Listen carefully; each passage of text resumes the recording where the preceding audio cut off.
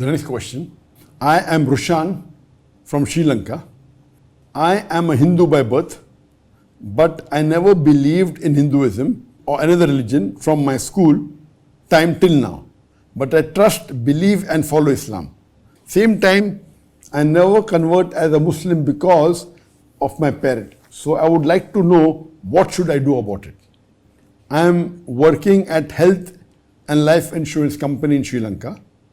Our company invests the premiums for government treasury bonds and doing more business like electronic devices, hospitals, foods.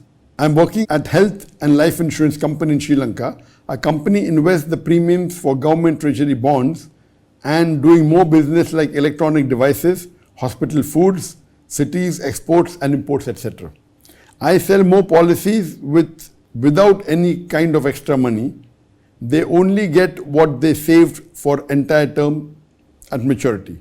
In them, hospitalization, they can settle the hospital bill by using a policy. In death or disability, they can claim some extra bonus. If someone thinks it's interest, what can I do for it?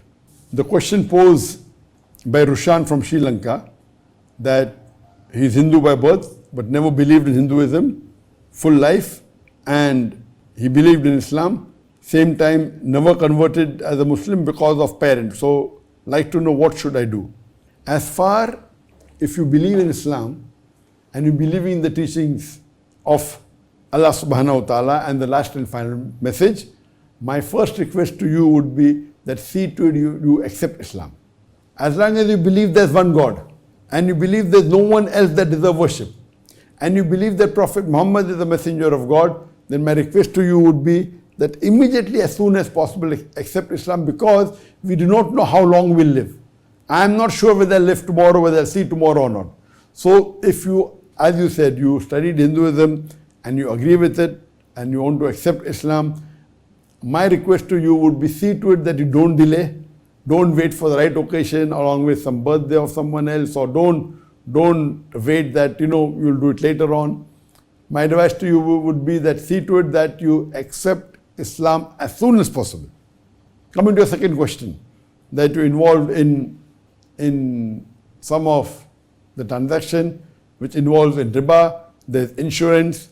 There are two types of insurance. One is the general insurance which is there, and the other is the Islamic insurance called as takaful. So if you involve and if you put something in takaful or Islamic insurance which takes care of you, but if you go to the conventional insurance, it deals with riba and they will have a different line, and that's not acceptable in Islam because riba is a major sin. But so what you have to do is that if we're dealing with conventional insurance, we deal with riba, you should leave it and see to it that don't do it again. But if it is somewhat like the thing that it is based on Islamic Sharia, if it's takaful, then there's no problem and it's permitted. Hope that answers the question.